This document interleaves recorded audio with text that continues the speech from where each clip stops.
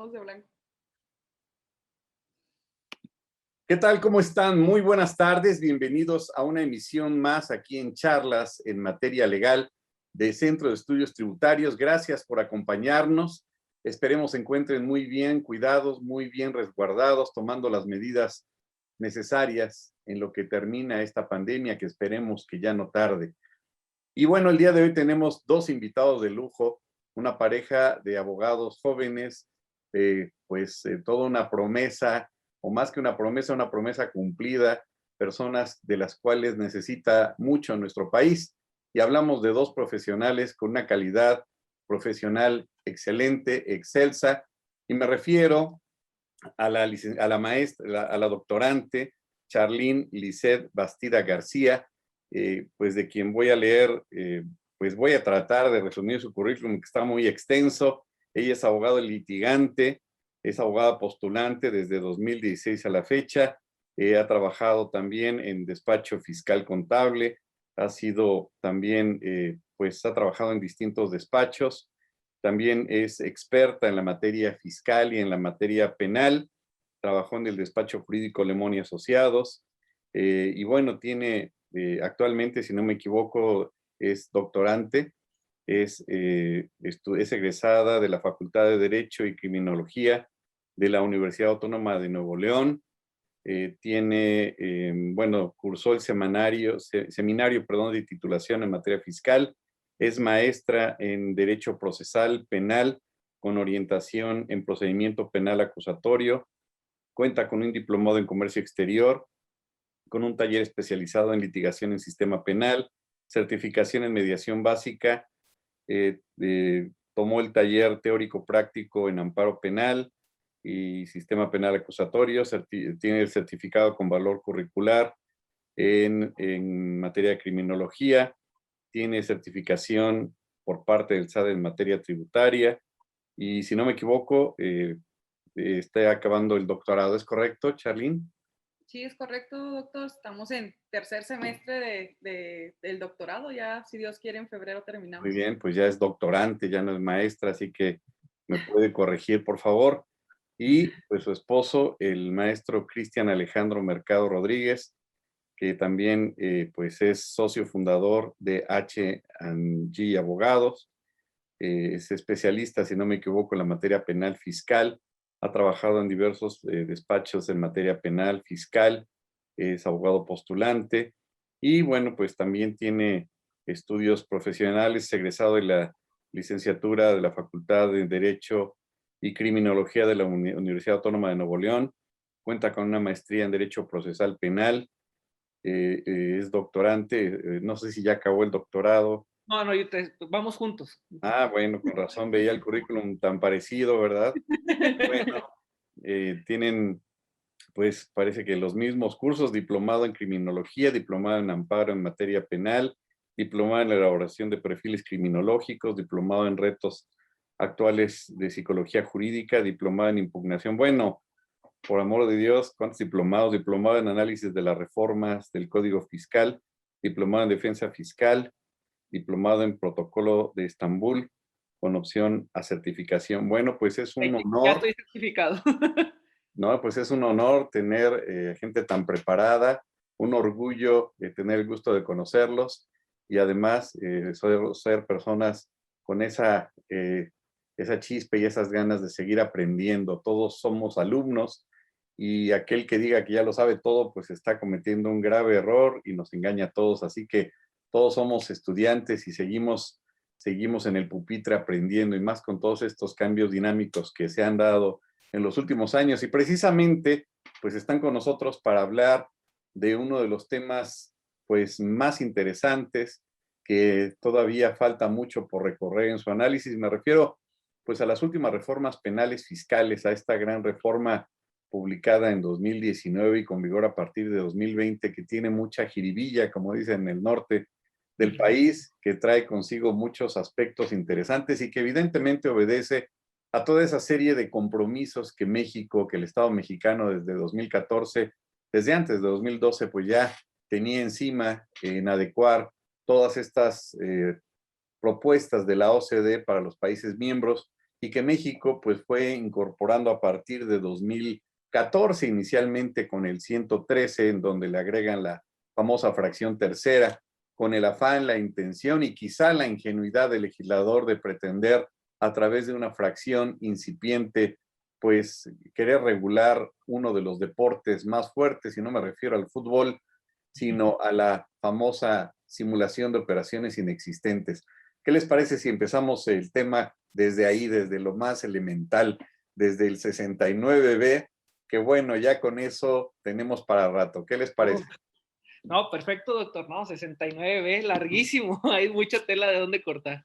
Claro, bueno, partiríamos de la base de que es una forma sui generis, partiendo de que es una facultad de gestión que la autoridad, diría yo, y siempre lo señalo en algunos cursos, que pues la autoridad le apostó a la facultad de gestión más que a las facultades de comprobación, pero en particular pretendió a través de un procedimiento muy particular, muy especial, pues aparentemente regular o tratar de frenar esta situación tan desafortunada a nivel internacional, no solo en México, de la evasión fiscal, de esta práctica desafortunada de la simulación de operaciones inexistentes, que a pesar de que ya a partir de 2004, 2005 ya se incorporó a través de las facturas electrónicas o comprobantes fiscales digitales, pues ha habido delincuentes que se disfrazan de contribuyentes y se dedicaban a lo que le llaman comúnmente a facturar o eran factureras.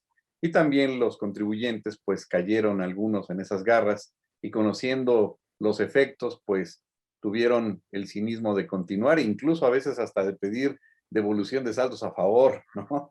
Ay, Y sí. Sí. con ello toda esa práctica, pero pues no sé si me quieren hacer algún comentario sobre el 113 cuando empieza en la fracción tercera. Recordarán que creo que fue en 2013 cuando se crea por primera vez esta incipiente, le llamo yo, reforma para intentar regular toda esta vorágine de simulaciones de actos, ¿no? Sí, mire, doctor, en nuestra experiencia cuando recién iniciaron con el tema del 69B y el 113, a nuestra experiencia nos tocó ver muchos casos que generalmente eran temas de, más que nada, abandonos de domicilios fiscales de personas que no tuvieron ya capacidad para seguir solventando la ubicación del lugar porque eran empresas de reciente creación y pues no supieron administrarse los negocios. Entonces las personas, pues al no tener el conocimiento, abandonaban el domicilio y de repente les llegaba el requerimiento por parte de la fiscalía, en este caso de la PGR, para decirles, oye, mira, ¿sabes qué? Tú estás siendo investigado conforme al 69B, pero no les decían que era por abandono de domicilio fiscal, sino que le decían que era por el tema correspondiente a que no, tú eres CEFO, tú eres facturero. Entonces la gente ahí entraba en un pánico por la cuestión de, no, yo no lavaba dinero, yo no muevo dinero, absolutamente ninguna cantidad de dinero, pero la gente lo presionaban ahí, como ves a la autoridad ahí enfrente de ti, le sacan la vuelta y tienen miedo. Y ahí es donde verdaderamente la autoridad fiscal le dieron carta abierta y manga ancha para poder hacer de esos truquitos que ya conocemos. Aquí tocaste un tema, te voy a tutear, ¿eh? Sí, sí, sí, sin problema. Aquí tocaste un tema que me encanta porque yo siempre señalo en los cursos que hay 4 formas a través de las cuales se puede iniciar el 69B. Digamos que la ortodoxa, ¿no? La que en su momento quiso llevar a cabo el legislador de las publicaciones, la primera publicación, la segunda publicación.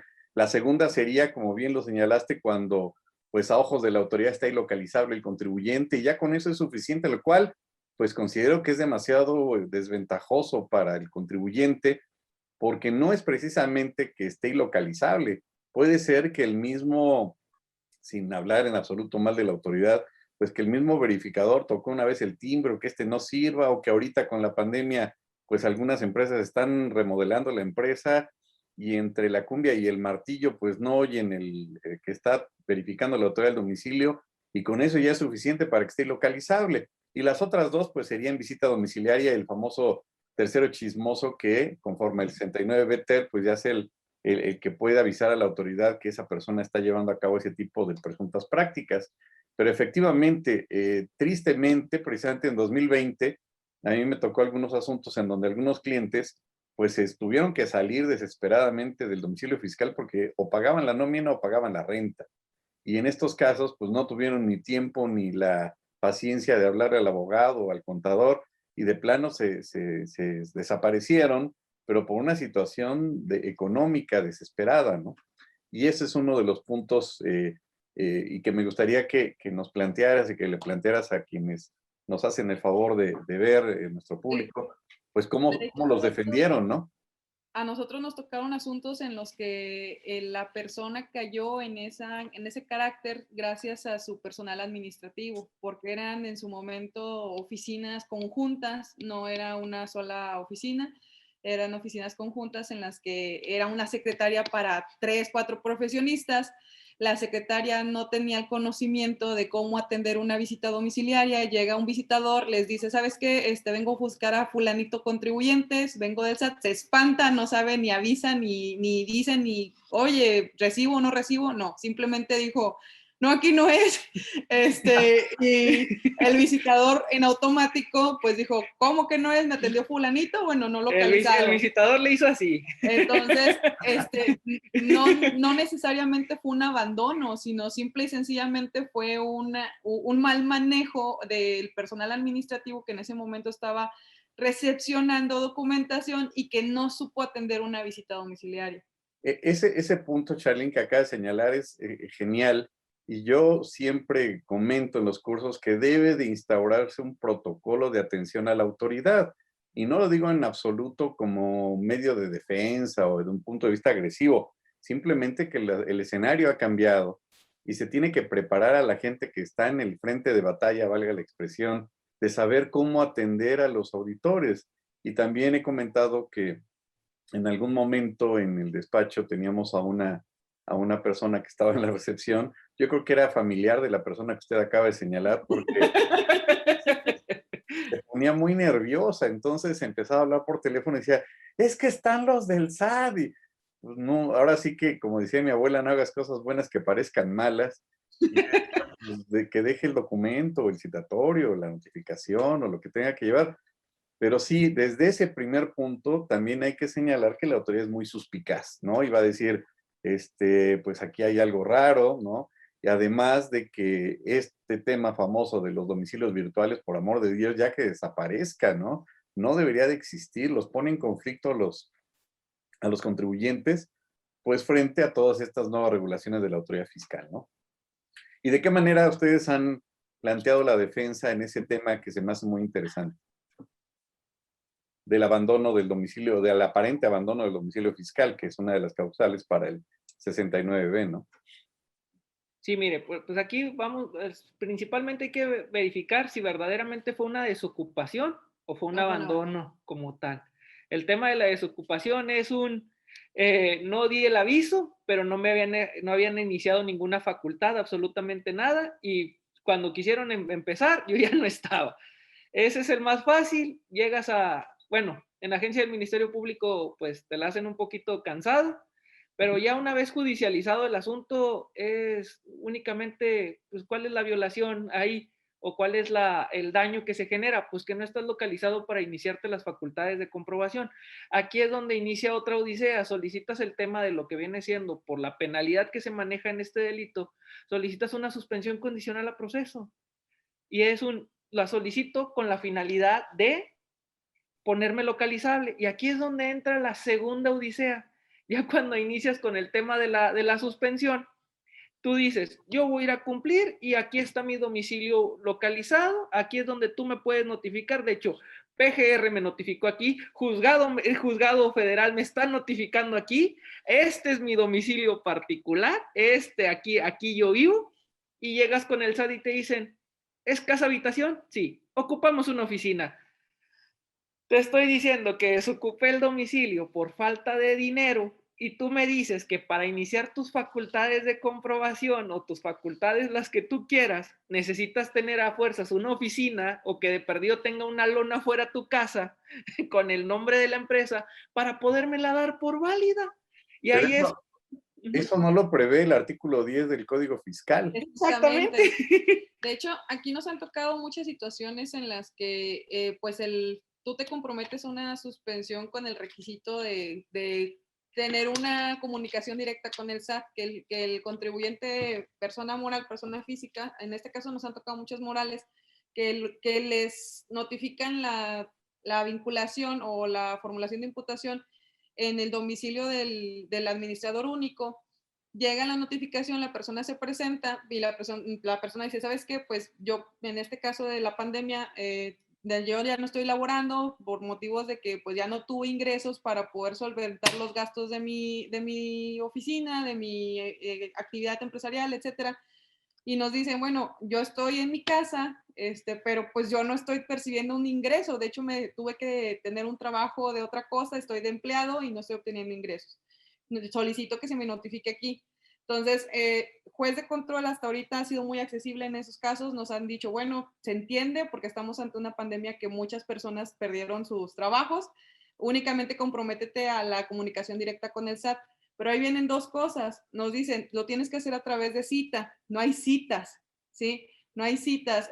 Nos tocó un asunto en el que tuvimos que hacer ampliación de término de investigación prácticamente casi 6 meses. Perdimos porque los primeros 3 tuvimos el periodo en el que en 3 meses, por más que tratamos de hacer citas, no se activó ninguna. Y luego posteriormente nos hacen una revisión y nosotros explicamos el motivo por el que todavía no se había cumplido y nos dicen, ¿sabes qué? Entonces hazlo a través de un documento dirigido a oficialía de partes del SAT. Lo realizamos de esa manera y el SAT te dice, yo no te voy a recibir. ¿Cómo que no me vas a recibir? Pues estoy cumpliendo con un ordenamiento federal de juez de control y si tú no me recibes, tú estás incumpliendo ese ordenamiento. Entonces nos dicen, bueno, entonces solicítame una verificación de domicilio. Pero es que no puedo solicitar una verificación de domicilio porque no tengo la situación de las fieles, etcétera. Entonces tenemos varias situaciones ahí. Y luego me dicen, bueno, entonces vamos a hacer una cosa, solicitarlo por escrito. Yo mando una persona que haga la verificación, se hace la verificación y nos dicen, es que no pasa porque no es un domicilio cierto de empresa, es un domicilio habitacional. Y los vecinos dicen que el que vive ahí es fulanito, administrador único, más sin embargo no es nada que ver con la empresa. Pero desde un principio se especificó esa situación en la audiencia y no me cambiaron el carácter. Bueno, para la siguiente vamos a hacer un curso en donde pongamos a este meme del negrito así, ¿no? Y el artículo 10, artículo 10, el negrito así, ¿no? Y argumentas conforme al 10 del Código Fiscal y ellos te rebaten con el tema de la miscelánea fiscal. Sí. Y tú dices, caray, 10, miscelánea, jerárquicamente, pues, ¿a quién le hago caso? Miscelánea son reglas administrativas tuyas y el código viene del legislador, entonces debe de haber una cierta discrepancia jerárquica. Bueno, yo siempre, perdón que interrumpa, yo siempre he tenido esta idea de que si la autoridad, incluso en época de pandemia, que todavía estamos en la misma, por X o Y circunstancia no da cita, y yo le solicito a la autoridad y no me contesta porque argumenta que no hay citas, pues no hay citas, pero sí está el juicio de amparo, artículo 8º constitucional, derecho de petición. Y dentro de los 3 días, la autoridad fiscal tendría que darme una cita y contestar. De lo contrario, pues implicaría el incumplimiento de una orden de una autoridad judicial. Yo creo que en ese escenario, curiosamente, pues la autoridad sí podría dar citas. ¿Qué opinan? Sí se puede llegar a ese punto, pero aquí también viene la contraparte que a lo mejor me meto un gol en el aspecto de darle una idea a la fiscalía, pero aquí viene el detalle. Oye, mira, ¿sabes qué? Pues si tú no estás localizable y yo alcanzo mi suspensión como tal, y tú, SAT, no me cambias mi domicilio, sigo estando no localizable, entonces tu facultad es, por lo que iniciaste, de no estar localizado, tu finalidad ya no se cumplimentó por ponerme tus trabas administrativas por parte de la miscelánea fiscal. Y se terminan ellos haciendo bolas solos. Lo que sucede es que, desgraciadamente, como es tanta la regulación, pueden surgir sobre la marcha muchas inconsistencias que ya las hemos platicado en alguna ocasión con algún alumno, donde decía, es que, ok, está ilocalizable porque se salió, fue su culpa. pero cuando va a pedir la solicitud, ya se le vencieron la firma electrónica, todo esto ya no lo puede solicitar, entonces queda en jaque mate. O sea, ¿cómo lo solicito si tengo que renovar mi firma electrónica y no la puedo renovar porque ahorita está todo cerrado, ¿no? No, Entonces, y ahí perdón. viene otra situación, administrativamente no te permiten renovar una firma electrónica si estás como no localizado. Entonces te dicen, cambia el carácter y una vez cambiado el carácter ya realizas una renovación. El problema es de que no puedo cambiar el carácter porque jurídicamente no hay una participación de la administración del SAT o del momento de hacerla, porque también estamos de acuerdo que pues, son autoridades y que son procedimientos y ellos están realizando su trabajo. Está bien, más sin embargo, al momento de llegar a un procedimiento de ya estamos vinculados, ellos también tienen que poner de su parte para que se cumplan los fines de la verificación o para que se cambie la calidad. Si están viendo que el contribuyente tiene el carácter de yo estoy poniendo de mi parte, me estoy reportando, me estoy presentando a las audiencias debidamente, entonces, yo sí tengo la intención de recuperar o reponer mi situación ante ti y reponer la comunicación directa con el SAT. Pero si el SAT no tiene la disposición, pues nunca vas a llegar a nada, porque no, administrativamente ellos son los que hacen el cambio interno. Aquí la pregunta sería, ¿cuál es el bien jurídico tutelado del 111? ¿No?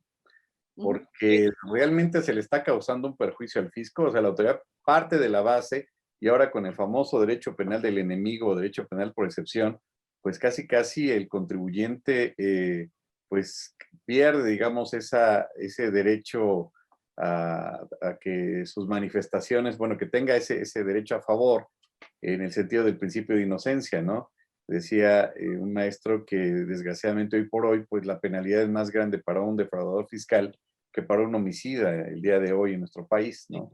Y en ese contexto, pues parte de la autoridad de la base de que el contribuyente está actuando dolosamente, está engañando al fisco, ¿no? A veces por pequeños detalles incipientes como el que comentaban de la recepcionista, ¿no?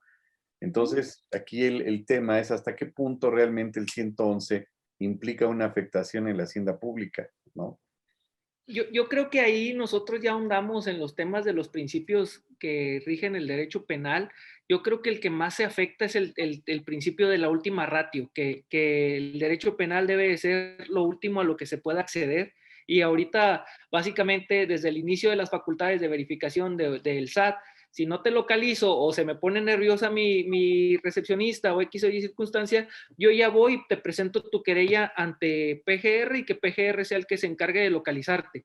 Y ahí es donde entran las cuestiones de la presión, pues ya no tanto del SAT, si de por sí al SAT se le tiene cierto respeto, ahora si vienen y te dicen PGR te está buscando por un delito fiscal, dices, ah caray, las dos cosas más peligrosas juntas, y me está llegando un citatorio y me citan, me sientan, y me dicen, vienes por el 69B y dices, ay, y no te especifican sobre qué 69B se están yendo, o sea, sobre cuál de las particularidades del 69B. Ahí sería otra mala práctica, y perdón que lo diga de esa manera, en función de que desgraciadamente no podría generalizar, pero yo creo que muchas autoridades, me refiero al MP, no están muy familiarizadas con el tema penal fiscal.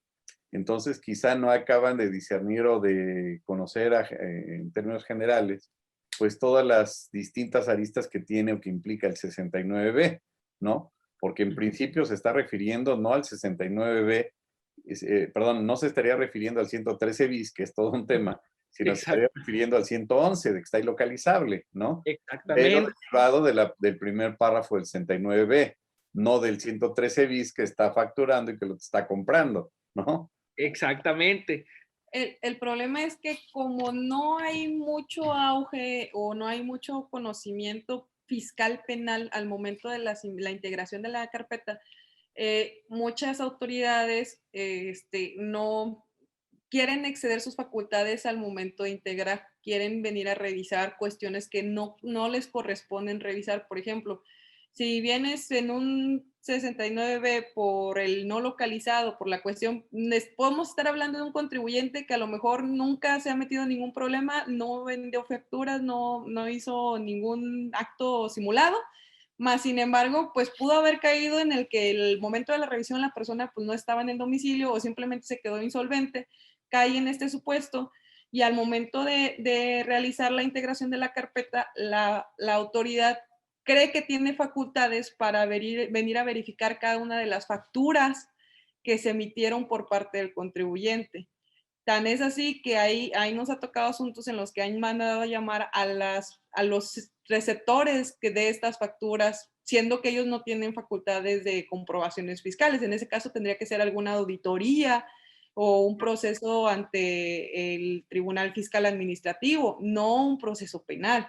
Bueno, ahí, ¿qué tema tan interesante acaba de referir? Porque eso es algo que se da en la práctica, en la praxis, que no viene en los libros, en el código, en ningún lado, y que desgraciadamente se cae en ese escenario de abuso de autoridad o de actos de arbitrariedad, porque efectivamente, pues la autoridad administrativa no tiene esas facultades para auditar facturas, y aunque las haga, no tiene ni idea de cómo opera ese procedimiento porque es meramente fiscal. Entonces sí se está saliendo de las riendas de los rieles y estaría cayendo en una situación de responsabilidad y por supuesto sobradamente de violación de derechos fundamentales y de derechos humanos, ¿no? Además de violación del principio pro persona. Pero efectivamente desconocía ese punto de que la autoridad administrativa se quisiera poner el disfraz de autoridad fiscal y revisar algo que no tiene ni idea, ni pies ni cabeza de lo que va a revisar o que pretende revisar, lo cual sí es algo muy, muy delicado, y más que lo refieran ustedes como litigantes, ¿no? No, y aquí viene otra cuestión en el ámbito penal que nosotros hemos visto mucho, es ok, ya saben que tu delito es no localizado y por ende tú te vas con suspensión. Entonces te dicen, oye, ¿y tú ya presentaste tus declaraciones anuales? ¿Estás al corriente? Sí, sí estoy al corriente. ¿Me puedes dar copia de tus declaraciones anuales? Nada más para que quede en constancia. Entonces tú les estás entregando de buena fe esas constancias, tienen acceso ¿de quién las entregó? Tú. Bueno, pero ahí viene si el contribuyente en su momento no es bien debidamente asesorado y entrega información de más, pues ya no puedes debatir nada porque tú la entregaste. Aquí está tu declaración, aquí están mis declaraciones, yo estoy bien, y ahí empiezan con su auditoría interna y a tratar de, mira, esta factura está medio sospechosona, y te tratan de cambiar el del 110, que se supone que la querella es la base de la acción penal en este tipo de cuestiones, a cambiártelo al 113 bis por cuestiones de ellos revisar, porque de manera íntegra y de manera legal tú les entregaste de buenas maneras tu contabilidad y ellos la revisaron y encontraron ciertas irregularidades que al concatenarlas con las facultades del SAT como víctima, dan cuenta que verdaderamente hay hay un desvío. Aquí hay muchos puntos que... Podrían integrar el equiparable a defraudación o a defraudación fiscal, o sea, No, ya bueno, los delitos. y aparte de reclasificar el delito, ¿no? Sí. Pero ¿quién solicita eso? ¿El Ministerio Público? Sí. Pero tendría que haber querella de parte de la Secretaría de Hacienda, ¿no es así? Es que es lo que nosotros comentamos, doctor. Aquí hay muchas, al menos al momento de la integración de materia fiscal penal de ya, a lo mejor tal vez todavía no existe un manejo al 100% del conocimiento de hasta dónde son mis facultades como MP para poder integrar o qué tanto puedo solicitar. Entonces, ellos exceden facultades de esa manera en la que requieren, ya sean facturación, contabilidad, las declaraciones, y ahí muchos contribuyentes nos han tocado que sí las han entregado y ahí recapitulan y dicen, ¿sabes qué? Pues ya no va a ser uno localizado. Ahora yo considero que ya vienes por equiparable a defraudación fiscal o defraudación fiscal. Entonces ahí es donde empiezan ahí nos ha tocado clientes que ya llegan en esa situación y nosotros, pero para empezar, tú excediste desde el momento en el que estás pidiendo. No, pero es que a mí me las entregaron de buena fe. Sí, pero pues dices, bueno, ya estás fuera de tus facultades, No, pero... yo creo que queda muy claro que la autoridad podría estar en ese escenario siempre y cuando previamente la autoridad haya ejercitado las facultades de comprobación y que es la autoridad competente para determinar una presunta defraudación, en su caso, integrar la carpeta, pero no le corresponde efectivamente al Ministerio Público determinar puesto que no es la autoridad competente, por amor de Dios. Y además no tienen ni idea en qué momento se va a determinar o causar la defraudación, o tipificar más bien la defraudación fiscal. Entonces estamos en un escenario en donde la autoridad ha perdido un poco los estribos, y lo digo con el debido respeto, en función de tergiversar el objeto mismo o el tipo penal que estamos señalando, ¿no? No, y aquí viene también el otro tema. Aquí es donde se junta tanto Fiscalía junto con SAT y es ok, ya tengo las declaraciones yo aquí en mi poder. Voy a solicitar un auditor o un perito en contabilidad. ¿Y quién cree que le proporciona el auditor o el perito en contabilidad? El mismo SAT. ¿Sí me explico? Pero esa carpeta, bueno, presumiría Está avisada de inicio. está mal integrada y no cumple con todos los requisitos. Está terrible lo que acaban de decir. Desgraciadamente, como dice por ahí el maestro Mazoco, quien es un buen amigo y le mando un afectuoso saludo, en algún libro él señala que desgraciadamente el contribuyente, pues lo están auditando, en el caso de que lo están auditando con dinero que él paga los impuestos, ¿no? Después se va a juicio y se va a juicio al Tribunal Federal de Justicia Administrativa. ¿Y quién paga el tribunal? Pues él, ¿no? Y luego pues necesita un abogado, ¿no? Y el abogado que lo defienda. ¿Y dónde va a salir su dinero? Pues de él. Él está pagando a todos, ¿no? En el mejor de los casos, pero el procedimiento ortodoxo pues no es ninguno de lo que ustedes acaban de señalar. Ahí hay algo mal puesto. Además de que la autoridad ministerial, pues también dicho con el debido respeto, tiene que estar al día y actualizarse en ese tipo de situaciones. Si eso es lo que hacen a nivel del 69 y del 111 del Código Fiscal, bueno, ¿qué harán entonces cuando se aplique el 5A del Código Fiscal? Por amor de Dios, ¿no? Además de que no se puede reclasificar así como tan fácilmente el tema de los delitos, ¿no? No es de que ahora ya se me ocurrió que es un 108 o un 109, ¿no? Así es, doctor. Y es que es una cosa que eh, nosotros hemos peleado mucho en ese tipo de cuestiones, pero entienda desde la perspectiva del cliente la presión de, mira, este artículo, la penalidad es tanto, si te demostramos esto, este, tú vas a ir a parar, aparte del penal, te vamos a quitar todos tus bienes. Ah, no, sí, por supuesto, por Porque supuesto. ahí entra otra cosa.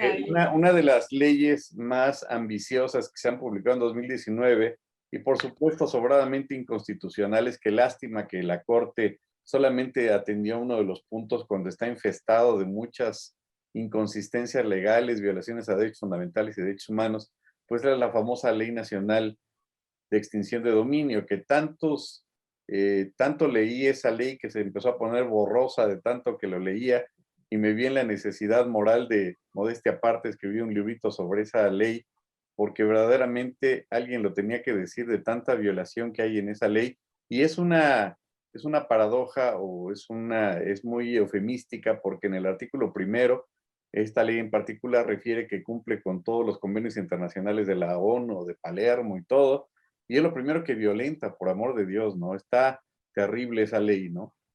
Genera derecho interno que va en contra de los tratados internacionales, lo cual va en contra de los mismos tratados internacionales. Tú no puedes generar derecho interno para violentar los tratados, y es lo que pasa en la ley de extinción de dominio. Bueno, De hecho, esa es la finalidad de la ley de extinción de dominio. pero yo iría más allá todavía, y bueno, quizá hable de más, pero el tema es que se ha señalado con bombo y platillo esta reforma penal fiscal en el sentido de esta prisión oficiosa. Sin embargo, si leemos y nos basamos en el principio de taxatividad y leemos lo dispuesto por el artículo 19 de la Constitución, no hay un solo delito penal fiscal en el artículo 19, y la autoridad los quiere equiparar o pretende que al referir en la equiparación a la delincuencia organizada ya están implícitos por arte de magia. Pero la Corte ha referido y ha establecido en forma puntual y exacta que, acorde con el principio de taxatividad, se tiene que describir lo mayor, de la forma más amplia posible el delito, y se tiene que contener en un ordenamiento legal, y en el artículo 19 no viene, de tal suerte que yo consideraría, salvo su mejor opinión, pues el hecho de que no esté contenida no estén contenidos estos delitos penales fiscales en el 19 no implicarían prisión oficiosa, y en ese contexto me atrevería a señalar que en contra de de esa orden de aprehensión, amparo indirecto, primer acto de aplicación por su inconstitucionalidad. ¿Qué opinan? Un control difuso también, doctor. Es lo que tendría que hacer la autoridad al momento de conocer del caso. Oye, mira, ¿sabes qué? Es contraria a la norma que tú me estás aplicando al momento de... ¿Es que por su primer acto de aplicación heteroaplicativa es inconstitucional desde ahí?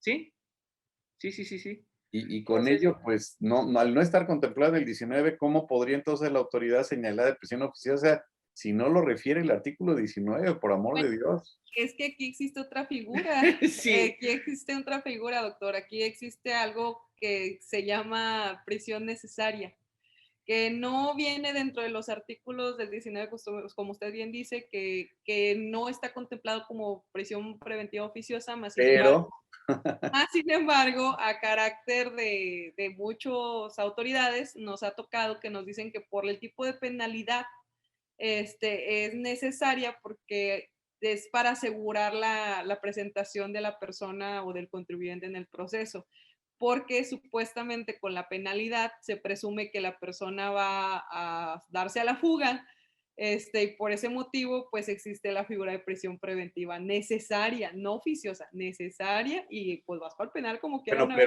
pero aquí yo les plantearía un caso y no doy ideas, ¿no? Pero si alguien tiene un enemigo acérrimo, así como dicen en las novelas, y le manda una factura por vía electrónica por 8 millones de pesos, que es la cuantía, ¿no? Que arriba de sí. 7.804.000 pesos, pues es el tope, que bueno, es un tanto cuanto caprichoso, porque si es por un centavo menos, un peso menos, pues ya no encuadra en delincuencia organizada, acorde con la reforma penal fiscal.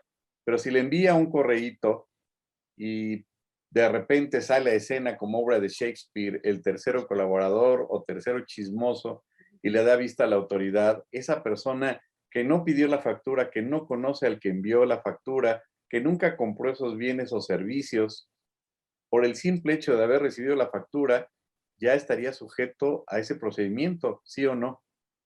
¿Sí? Bueno, aquí argumentativamente nos iríamos por el lado de lo que estábamos mencionando en un inicio. ¿Qué efecto se le dio a esa factura? Ah, no, Eh, bueno, pero acorde con el 113, a la letra, sí. No, pues acorde con lo dispuesto por el 113 bis, basta y sobra que una persona haya emitido, la otra haya comprado y con eso es suficiente. El 113 bis no habla de haberle dado efectos a la factura. Eso lo refiere el 109 y el 108 en materia de ICR y de IVA. Y en Sí, ese sí. contexto, independientemente de que esta persona en algún momento acredite que no conoce al emisor, que no pagó, que no le dio efectos, pues, y más con lo que acaba de señalar Charlene, pues ya quedaría bajo un proceso. Qué terrible, ¿no? Sí, y es que la figura de prisión preventiva necesaria, si usted se diera cuenta verdaderamente qué auge tiene ahorita, es de las que más se aplican en sí. cuestión de con qué se justifican. Bueno, es prisión preventiva necesaria porque conforme al 155 del Código Nacional de Procedimientos Penales, no hay ninguna fracción que me garantice tu presencia en el juicio, por lo cual yo considero que tú debes de estar en prisión preventiva necesaria en virtud de la cautela. Y Y queda a dices, discreción de la autoridad jurisdiccional. así es, Sí, Y la discreción siempre comulga en ese punto, o sea, es necesaria, punto. así es. pues Por, muchas de las ocasiones sí. No, por eso, estamos hablando de un delito en materia fiscal, dudo mucho que el juez de control diga, no, espérame, no hay problema, no, no amerita prisión necesaria. ajá. Ajá, y aquí también entra pues los temas del control difuso. Oye, estás hablando de que si la prisión preventiva oficiosa de por sí está violentando ciertas garantías constitucionales y luego tú me sacas un criterio que opinión tuya, ese delito o ese hecho ilícito, este, no se puede garantizar la presencia del investigado, del imputado durante el proceso, pues ponle esta. ¿Por qué? Porque yo así lo juzgo. El problema es que eso ocasiona entonces también una violación a la presunción de inocencia del Claro, contribuyente. por Porque supuesto. es como me estuvieras antecediendo que me vas a sentenciar. O sea, yo prácticamente, yo desde el momento de la vinculación, tú ya estás previendo que me vas a condenar, porque estás diciendo que yo no tengo facultades o a lo mejor no voy a alcanzar a comprobar, desvirtuar en la investigación complementaria lo que me está pidiendo la fiscalía, y que por ese motivo yo me voy a dar a la fuga porque voy a recibir una condena. Claro, Entonces, ahí es como si me estoy anticipando, ¿no? anticipando que voy a ser sentenciado. Entonces, ¿dónde queda la presunción de inocencia y dónde queda también el derecho a cualquier otro tipo de medida cautelar, siendo que no es uno de los artículos de prisión preventiva oficiosa? Y aquí entra también un poquito el tema del amparo. Estás hablando de hechos futuros inciertos. O sea, no sabes si verdaderamente esta persona se va a dar a la fuga o no, pero tú ya lo estás presumiendo. Claro. Y que Entonces, todo este tipo de criterios no irían en contra de lo que se hizo con bombo y platillo del sistema penal acusatorio. No Sí, era precisamente lo que se quería evitar y es lo que se está haciendo exactamente.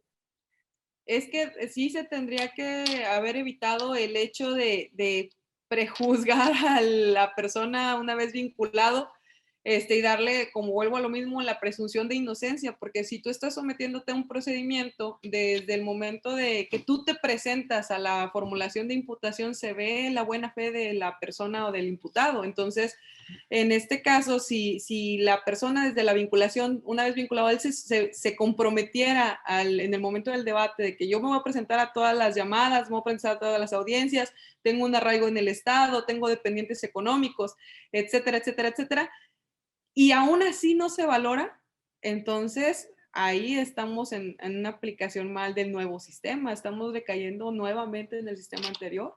Exacto. Y en consecuencia diría que hasta inconvencional, ¿no? Ujú.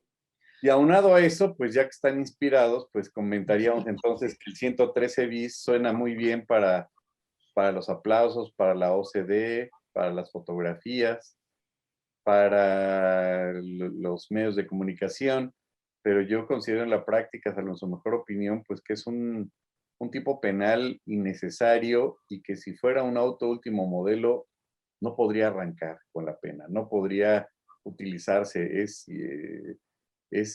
inoperante es la palabra, ¿no? de hecho, es como si no tuviera motor, porque desde el momento en el que tú metes en el 113 bis, en el ambiente de materia penal, pues desde el primer requisito para que proceda el 113 bis, ¿cuál es? Que sea mediante querella de la Secretaría de Hacienda y Crédito Público. Entonces, a mi consideración es, si ya llegaste a esa Secretaría de Hacienda y Crédito Público, fue 69B, el procedimiento administrativo. Luego de ahí nos vamos al contencioso administrativo, nos vamos al juicio de nulidad, luego de ahí nos vamos al juicio de amparo, el tema de la revisión, ya lo perdí y aún así todavía tengo la facultad de yo venir a decir, SAT, ¿sabes qué? Dame un convenio, échame la mano, yo me voy a portar bien y si quiere le publico en el periódico mis disculpas de que ya no voy a volver a Lo que portarme. pasa es que pareciera que la regulación va desde el 69, va encaminada para los CEFOS, cuando realmente los que están cometiendo esa afectación directa al erario público es el EDO, no el EFO.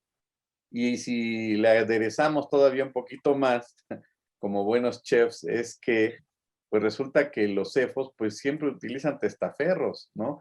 Hay gente que no tiene nada que ver o que lo hicieron por chantaje o por unos centavos o por mucha necesidad, como dicen, cuando se junta la necesidad y la ignorancia pasa esto. Pero realmente los que mueven ahí los hilos, los verdaderos cefos, pues están fuera de lugar, están en otro escenario y son los que al otro día vuelven a constituir otra sociedad y le llevan cierta ventaja, valga la expresión, a las autoridades. Y por otro lado, pues pareciera entonces que en el 113 bis lo único que interesa como un presunto daño o afectación al fisco es la emisión de facturas, cuando si lo vemos con lupa, la mera emisión de facturas o comprobantes fiscales digitales no afecta al fisco en nada. Lo que afecta sería su consignación en las declaraciones. Y si se consignan, entonces se disipa el 113 bis y se aplica el 108 o el 109. Sí. Sí, porque ya superó la penalidad y aparte porque ya estamos ante otra figura. Exacto. Se- Es allá. decir, ¿en dónde está, si preguntáramos en dónde está la afectación al fisco federal en 113 bis, yo todavía no la encuentro.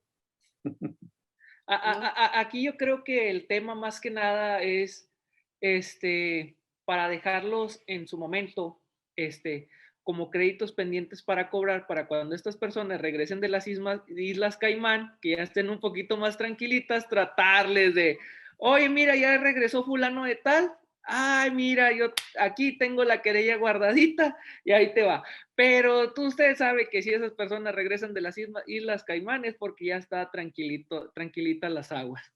Sí, a lo que voy es que, como bien lo apuntabas, pues pareciera que la ley como que les da, déjame contar hasta 100 y tú corre todo lo que puedas, ¿no? Porque en el 69, pues efectivamente se le da ese derecho de que se pueda ser defendido en juicio y demás, pero por otro lado, yo le llamo el contribuyente olvidado.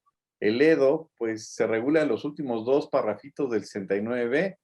Y lo más triste y patético es que la regulación del procedimiento administrativo del EDO viene en la regla 1.4 y 1.5.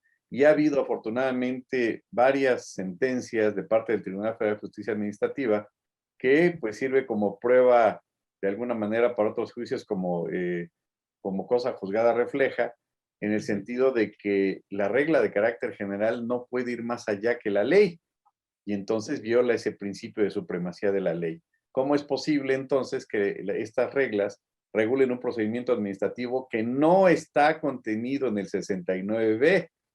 Es decir, pareciera que cuando ya estaban llegando al octavo párrafo, han de haber sido como las 3 de la mañana, y algún legislador le ha de haber dicho, oye, pues tú síguele, ¿no? Porque yo ya me cansé, pues ponle ahí que se va a enterar por la publicación y vaya.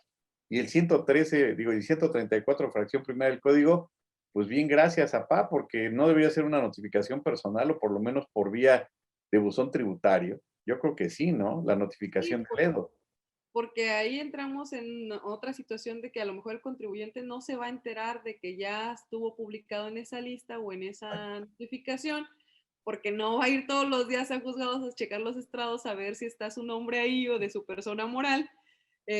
Y luego vienen y me dicen, es que ya perdiste un juicio del cual el contribuyente pues nunca fue notificado debidamente, o sea, ni existe una notificación personal ni buzón Bueno, tributario. ahí hay un vicio directo al debido proceso. Debiste haber sido notificado en forma personal. Pero ahí caemos en el mismo loop de hace rato, en donde cuántos contribuyentes realmente están bien asesorados, ¿no? Platicaba en días pasados con alguna persona del Tribunal Federal de Justicia Administrativa y dice, es que verdaderamente hay muchos litigantes que no tienen ni idea al día de hoy, fíjense, eso fue desde 2014, que no saben cómo defender el 69 y lo hacen hasta en 3 hojitas mal hechas. No quiere decir que en 3 hojas no pueda estar una muy buena demanda, pero realmente esto implica un estudio, una especialidad y no una improvisación. Y aunado al hecho de que algunos contribuyentes pues no se asisten oportunamente, pues caemos entonces en una bola de nieve, además de los efectos que esto puede implicar desde el hecho de que le restringen sellos digitales, de que no pueda operar, de que no pueda llevar a cabo su actividad. Y en el último y peor de los casos que se aclare, ¿qué le van a decir usted? Disculpe, ¿no habrá una responsabilidad penal del Estado? Yo creo que sí, ¿no? Responsabilidad administrativa del Estado, por lo menos. Y a nuestra experiencia, los EDOs se dan cuenta que son EDOs hasta el momento en el que les cae, quiero deducir esta factura y se la rebotan. Esta no, porque esta factura viene de una persona que está conforme al 69 y tú también, por comprar esa factura. Bueno, es que ahí también hay una doble afectación, porque desde el momento en el que te meten a una lista para decir que ya eres parte del 69, en la primera publicación ya estás afectando al contribuyente, porque el contribuyente, sus clientes van a decir, pues ya no vamos a trabajar con fulanito porque te anda haciendo operaciones Sí, chuecas. ahí hay una especie de peste en Sí. aquellos contribuyentes que se publican porque están afectando su imagen y su prestigio. De hecho, me parece que había una tesis del Tribunal Federal de Justicia Administrativa que creo que ya fue superada, que establecía la posibilidad de impugnar vía juicio de nulidad porque afectaba su prestigio. Pero sí, a mí me ha tocado algunos asuntos de algunos clientes en donde en otro aspecto, en vía de derecho privado, pues ya sus proveedores ya no le quieren pagar porque le Sí. dicen hasta en tanto me des un escrito que vaya dirigido a mí, que sea emitido por el SAT, donde diga que tú ya no estás en el procedimiento, te pago. y el SAT nunca va a emitir ese documento. No, pues es que o sea, no puede meterse en cuestiones ya, porque esas ya son cuestiones administrativas internas del contribuyente. Entonces la autoridad te va a decir, yo no te puedo emitir ningún oficio con esas características. Exacto, Sí. entonces es una buena forma para poder darle la vuelta, digo, bueno, entre comillas, muy desventajosa de algunos empresarios, decir, pues como estás en una lista previa, pues no te voy a pagar, ¿no? No, Y y es que en realidad, por ejemplo, en materia penal ya ve que los medios generalmente hay temas que prejuzgan o que ponen a la sociedad en contra de la persona y luego esta persona sale absuelta. Bueno, en materia penal hay un procedimiento para hacer que los medios que publicaron o quiten tu nota o pidan una disculpa. Oye, ¿sabes qué? Pero en materia fiscal no la hay. Oye, te puse en el 69, te publiqué en mi página, todos se dieron cuenta, a lo mejor peligro y te destruí tu patrimonio porque a lo mejor 100% vivías de esos ingresos y a la hora de que, oye, ¿sabes qué? Me equivoqué, tú eres bien cumplido, discúlpame, no hay algo que le pueda decir a la autoridad, oye, autoridad, de perdido échame la mano para limpiarme la cara, no, nomás es con permiso, muchas gracias.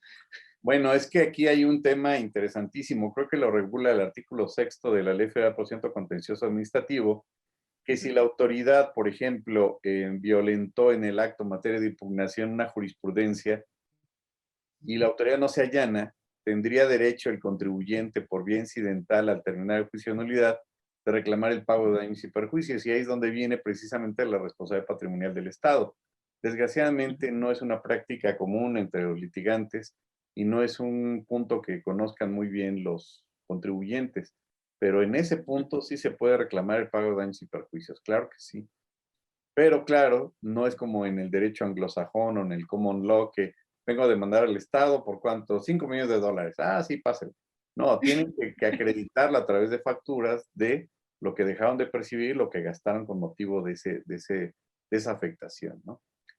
Otra cosa que a mí se me hace muy violatorio es el hecho de que el SAT sea la persona encargada de determinar si cumples o no cumples con las facultades de acreditar si fuiste o no fuiste omiso con operaciones inexistentes. Por ejemplo, él te va a decir, sabes que te vamos a someter al procedimiento y yo te digo qué pruebas para mí son suficientes para acreditarme. A lo mejor tú ya presentaste toda tu facturación, toda tu contabilidad, etcétera, y ellos van a decir, no, pues para mí no es suficiente y te queda firme el 69B. Ah, bueno, aquí hay dos aristas. Yo diría que hay dos elementos interesantes. Primero, fue una medida muy maquiavélica, muy bien hecha de parte de la autoridad, que no va a haber un checklist de cuáles son los puntos que debes de cumplir tu particular, y yo nada más voy a estar señalando qué te faltó, y si vas al juicio de nulidad, pues yo digo que te faltaron 10, si te vas al amparo digo que te faltaron 20, si te vas a revisión voy digo que te faltaron 30, y siempre la autoridad va a tener la razón. Y el otro lado, diría yo, del dark side, el lado oscuro, es cuando efectivamente sí, el Edo lo hizo con toda la preterintencionalidad, compró, y no acaba ahí el escenario, sino todavía el día de hoy se atreven a fabricar, entre comillas, lo que le llaman la materialidad o que le llaman muy elegantemente los entregables. Y en el fondo, a final del día, lo que están haciendo es complicar más el escenario porque eso da pie a otro delito, que es defraudación fiscal, porque están presentando documentos apócrifos. Porque siguiendo el caminito del dinero, como decía Sherlock Holmes, pues la autoridad puede, sin ningún problema, verificar si esos datos y esas facturas son o no reales. Y creo que ese tipo de práctica que sigue existiendo en nuestro país, de aquellos despachos, empresas y demás que alegan la posibilidad de hacer ese truco y ese juego maquiavélico de crear la famosa facturación. Como decía el maestro Raúl Díaz González, que ya falleció, un buen amigo, decía, pues no se puede acreditar lo que no existe, no se puede demostrar lo que no existe. Y con ello, pues esa mala práctica, lejos de ayudarlos, pues los complica más, ¿no? Ujú, sí. Pues algún comentario final, la verdad es que se nos fue el tiempo como agua, es un placer platicar con ustedes de temas tan interesantes y más desde la perspectiva de litigantes, que me queda claro que pues conocen bastante bien el tema. No sé si tengan algún comentario y también finalmente pues que le den al público sus datos para que pues estén a la mano los teléfonos, los correos y puedan pues tener acceso a sus redes sociales o a sus teléfonos. Digo, antes un comentario y luego pues sus datos. Pues más que nada agradecerle, doctor, la participación que nos haya hecho la invitación. Y fue un placer estar con usted el día de hoy.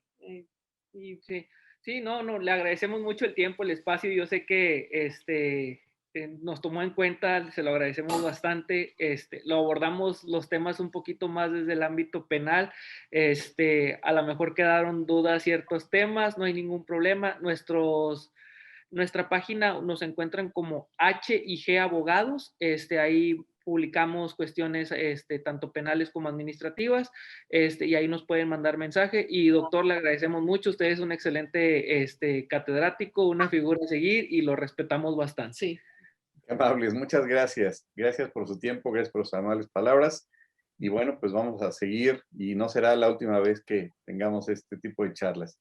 Muchas gracias por su tiempo, cuídense mucho y ha sido un placer estar con ustedes. Gracias. Gracias, doctor. Hasta luego. Hasta luego.